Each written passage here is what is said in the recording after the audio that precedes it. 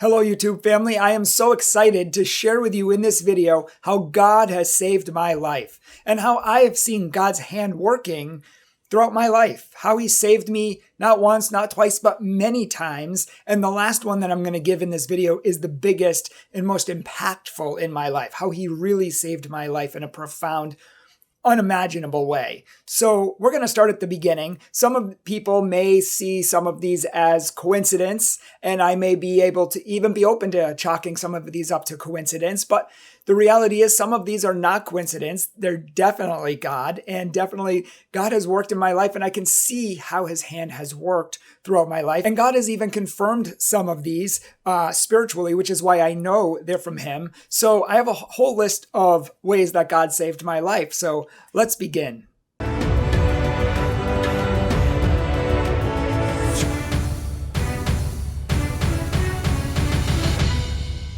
Hello, everybody. If you haven't been here before, my name is Brian Mercier, president of Catholic Truth, a nonprofit organization dedicated to teaching and preaching the Catholic truth without apology and without compromise. We want to inspire you in your faith, and we want to thank all of our patrons who support this ministry so we can reach millions of souls for Christ. If you would consider supporting our ministry, $10, $20, $50 a month, please see down below for our PayPal and our Patreon. We need supporters like you, or we don't exist. So we would really appreciate you prayerfully considering supporting our ministry. So one of the first times that God saved my life was when I was a little kid. I was still in a car seat and I had unbuckled all of the belts and all of the straps, and I was sitting there without anything, and we got in a head-on collision in a car accident, and both my sister and my mother flew into the windshield and had to go to the hospital, be rushed to the hospital, and me, who had no seatbelts, who had no straps, who had nothing buckling me, somehow just miraculously stayed in his seat. I didn't go flying. I didn't go through the windshield probably like I should have. I literally just stayed in my seat, and there was no rhyme or reason for it. And in fact, there was one accident I got in when I was in college. We were heading to a formal and we were on our way, and someone stopped in the middle of the highway to stop for an animal. Something stupid that you don't do because everyone else slammed on their brakes because they didn't see the person coming around the corner, and they hit that person. And then we came around the corner and we hit that person. I mean, we tried to slam on the brakes, but we ended up smashing into that person, and a huge truck behind us smashed into us. Now, we had a car full. We were in a station wagon. Everyone was in the seats with their belts buckled except me. I was in the way back where there's the seat facing backwards toward the back window. And I remember I didn't have a seatbelt on, and I don't even know if there were seatbelts back there. But what I do remember is that the truck hit us from behind, and it was like the Matrix. Everything for me slowed down, slow motion. And I remember just flying slow motion toward the back of the car. And I remember smashing into the back window and the grill of the truck, which had hit the car. And I remember it hit me so hard that I went back into the back seat. Like I bounced off the back of the car and went all the way to the back seat over the edge. And I just remember glass. It was like slow motion glass everywhere, all over me. And I just remember rattling all around. And we came, I mean, easily, I should be dead from that accident. Easily, if not dead, should be paralyzed or something else, because I didn't even have blood on me. I had nothing wrong with me. Somehow, some way, I was completely and miraculously fine, despite the fact that I bounced off a car at full speed who hit us probably at about 50, 55 miles an hour. There's no way I should be alive or not paralyzed or something else like that. But there seems to be a consistent theme in my life where my guardian angel is really good. God made a good guardian angel for me, and he works overtime. I went to the Connecticut River, and if you don't know, the Connecticut River has a really big current. In fact, there's a dam. It's like 200 feet wide, and I don't know, maybe 50 feet high, if I remember correctly, somewhere around there. And the dam, when it goes up, water floods out. And if you're in there, you're in trouble. I remember canoes that were anchored just got ripped up and tipped over, and refrigerators and food and everything just gets brought down the stream. The water covers the rocks and everything disappears, and it just becomes super fast flood. And I remember when everything was low, my cousin and I, we went out to the island. We hopped across these rocks that we could find, and we went out to the island to see if we could fish. And we were out there for a while when all of a sudden this huge storm comes over. And I'm talking like black clouds. Lightning started striking like really close to the ground, like one of these scary storms that you don't want to be caught in. So we ran back across the little island to where our rocks were, and we couldn't find where we crossed. And we started frantically looking around. And out of sheer panic, we just started hopping rocks, even though they were super far apart. We were just trying to jump to them. And my cousin had got farther than me. And you're not going to believe this, but he was actually trapped in a whirlpool. He had got close to the edge, and he was trapped in this little whirlpool that was like taking him down. My uncle had a had a fishing pole and was trying to pull him out of the whirlpool. Meanwhile, I'm stuck in the middle. I couldn't find any more rocks around me. And all of a sudden, I hear this huge noise, and the dam starts rising. And in the distance, I can see all of the rocks going underwater. I could see everything being lost to the flood. The torrent and the power that the torrent came out with was scary. And I remember saying, oh my gosh, I'm going to die, I'm going to die, I'm going to die, I'm going to die. Oh wait, I believe in God, I believe in God. And I remember it was getting so close, and I was like, all the rocks were covering up. And I said, God, please help me. And I really started praying. And at that moment, lightning came down and struck a rock right near me. And I remember it being so loud and so bright. It was like a Matrix moment where I remember jumping to the next rock in slow motion, but I don't remember anything after that until I hit the water. I guess I was jumping to another rock and I missed, and it ended up taking me into the water. And I don't know how long it was, but I remember being taken down the current for a while. And my uncle later on tells me he was running down, my other uncle, not the one holding the fishing pole, my other uncle was running down the banks looking for him. He's like, said he was trying to find me under the water because I was under there for quite a while. And I remember smashing into this rock. I thought I broke my back or something, but I smashed into this rock, and I remember holding onto it and crawling up onto it. And it happened to be the exact same rock from the exact same path I had crossed out on in the first place. And so I got on that rock and just hopped back across the others before all of the rocks disappeared. And I just remember that lightning. It was so bright and so loud. It was like slow motion, just falling into the water and just, I don't really remember anything until I hit the rock. It was a very, very scary moment in my life. I didn't think I was going to live to tell the story. And I remember telling myself, if I live, this is going to be a great story. This is going to be a great. And I was like, I'm not going to live. I'm not going to be able to tell this story. Like, I was freaking out. But here I am telling the story for you to see how God worked in my life. I also remember another story, and this will be the second and last one. The next one's like the biggest one. And I have many I could tell, but I remember I used to study martial arts a lot, and I got into a very dark side of martial arts called Qi and energy, and I used to try to channel energy through me, and I remember trying to break through boards and break through bricks and different things like that. And I remember me and my friends, we were trying to break through these patio blocks. They were about that thick, and they were just big cement blocks.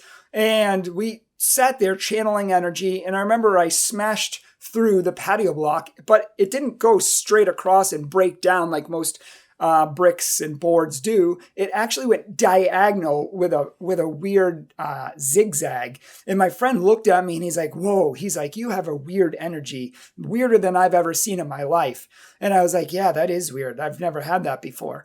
And I remember something weird started like happening to me.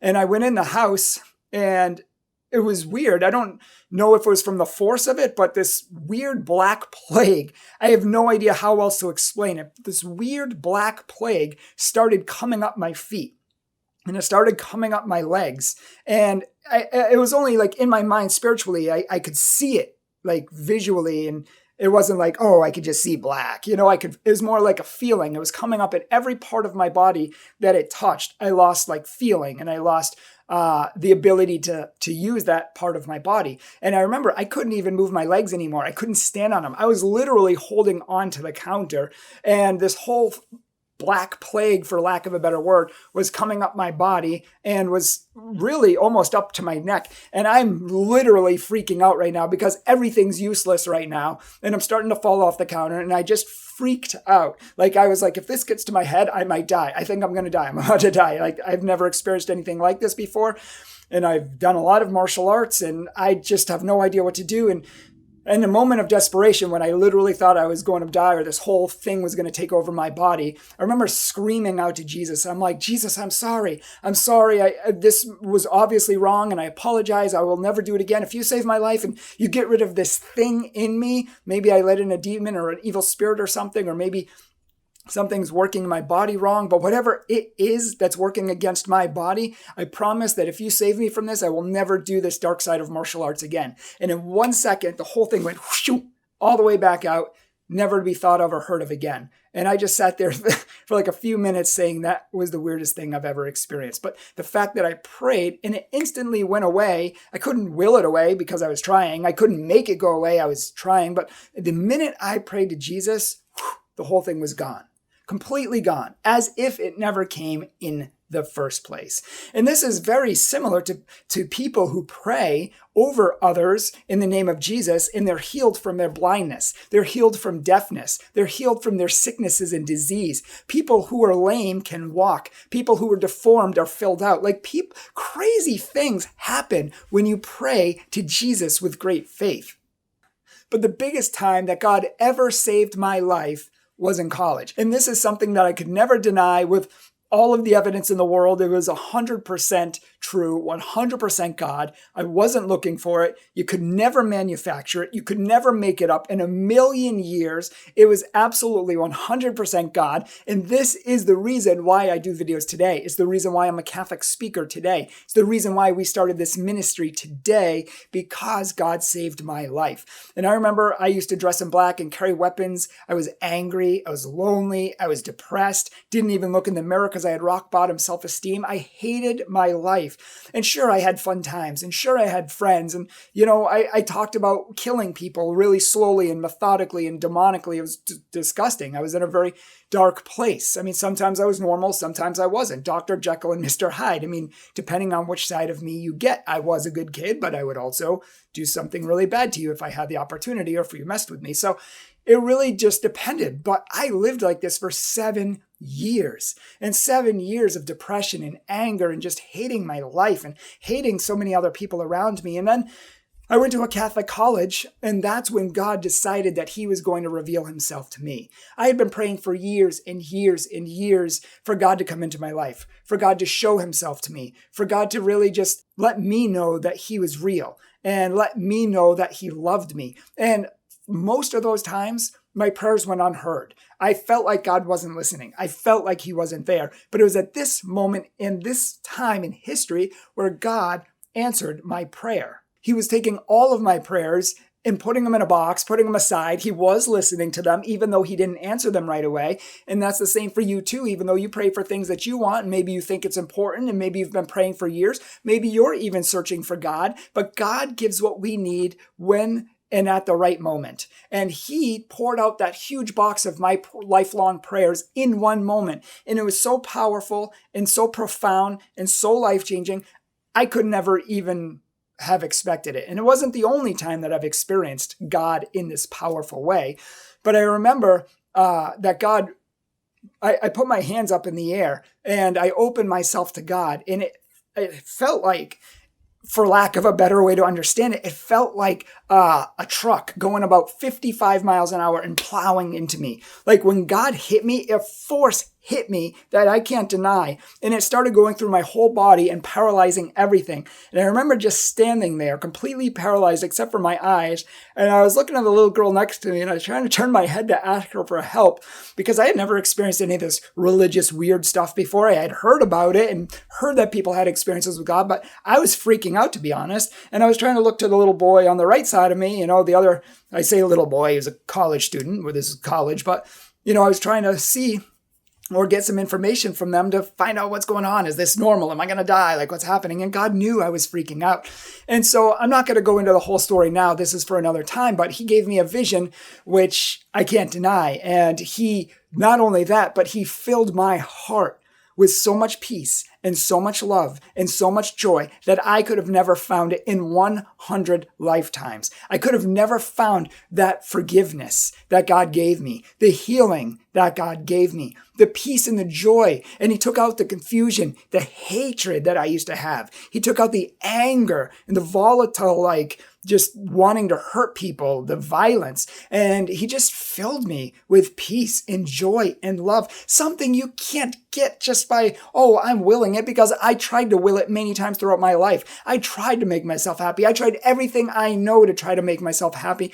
And it just happened to be in this moment when I wasn't even expecting it that God came and just obliterated my life and transformed it for the better, filling me with so much light. I felt like I was glowing. And later on, he would continue and finish that process and just fill me with his light, his peace, his Holy Spirit. And I have never, ever, ever, ever, ever, ever times infinity been the same since. That's why I know God now. I feel him. I experience him. He's real in my life. Like, I can't live without him. Like, he's given me everything. And I know what my life was like before. And so do my friends and family. And I know what it was like after. And so do my friends and family. And many of them are like, what happened to you? Like, you are way different. And now you're way different. And I'm going to be giving videos about more information on this and about how God speaks to us and how we can hear God's voice and different topics like that that are important. But here's the thing, that God saved my life